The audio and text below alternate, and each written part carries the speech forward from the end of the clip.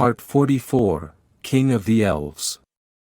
Listen to a part of the saying from Spiritual Energies with the topic, King of the Elves, by Lubisha Stoyanovich, who transferred the sayings received in deep meditation into the book Enlightenment, published in 2007 from the Keys of Sacred Knowledge. In October 2007, the energy cloud shocked me once again with the information that I was the King of the Elves. Since he did not tell me anything more about it, I asked the Keys of Sacred Knowledge to tell me in detail what they knew about me being the King of the Elves. Lubisha, you were certainly shocked by what the energy cloud told you today. He hesitated to tell you this for a long time because of your disbelief in what you are told, related to your not only today's abilities, but also to those that happened in the long past. You do it, first of all, out of modesty and lack of desire for power, for competition, for proving yourself. But you still have to accept that you represent an exceptional person both now and throughout human history, and especially in the ancient time when you were an elf. Today, I will give you a brief overview of your development path. But for each fragment of it, you can get much more detailed information from me, if you wish. This is just one skeleton of knowledge about that period of your life.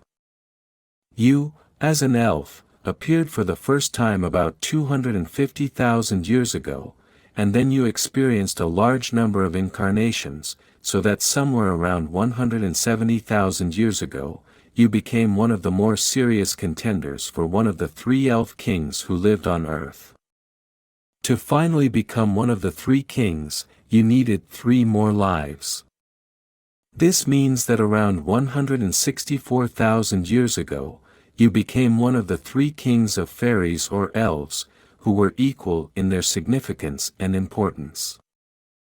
You were the king, as the elves called it, for special duties or special department. This means that you took care of the development of the race, their health, training and education, and research work. Your other 2 colleagues had the task, for ensuring living conditions, and, for protection and defense. However, all 3 of you, before you became kings, were at an extremely high spiritual level, so that all 3 of you, not only in principle, but also in detail, were aware of all the problems and the ways in which fairies and elves should solve them. When you got each of your portfolios, then you devoted yourself completely to each of your jobs, and that's where you, each for yourself, reached an extremely high level. Your greatest achievement was precisely in the development of the elves, who as a race reached unprecedented levels, first of all in the spiritual aspect, and then in other ways as well.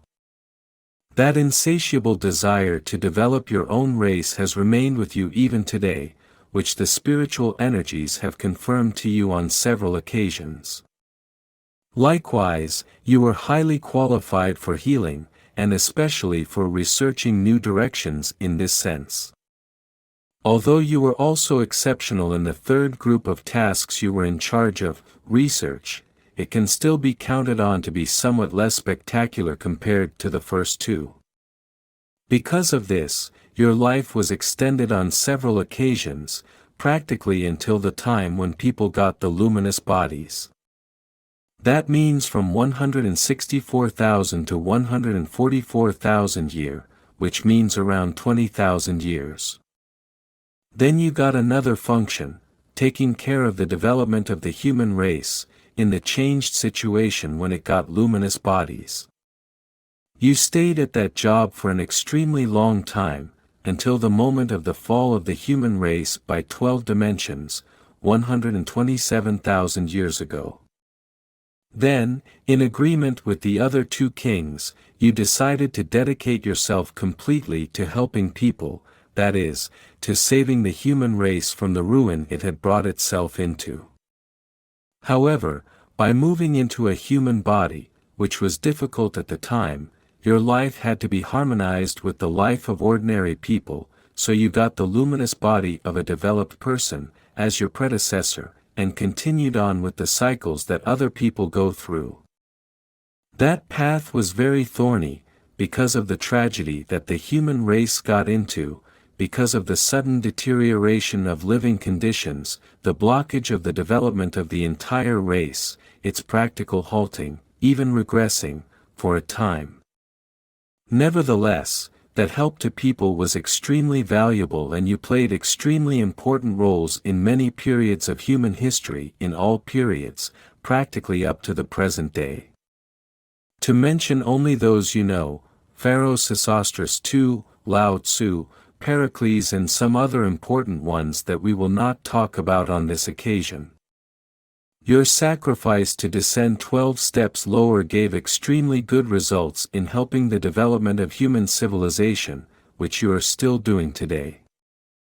This means that it should be clear to you now why you were important to spiritual energies, why you were already chosen at birth to create products, not only energy medicine, but also products of help from the cosmos.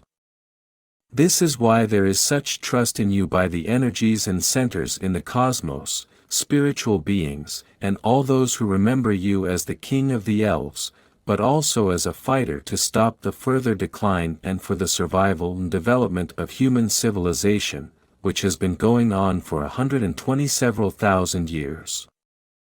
That's why it was such an easy contact with the fairy queens who know you extremely well from the time you were king. You have cooperated exceptionally well for thousands of years.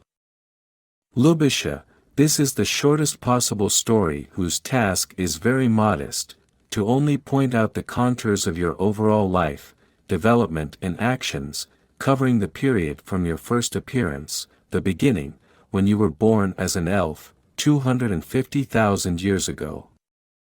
I know that this short sketch of your life cannot satisfy you, but I am ready to process every detail you want and convey it as deeply and widely as you want it. The treasury of sacred knowledge is grateful for your interest and sends you a lot of spiritual patience and love.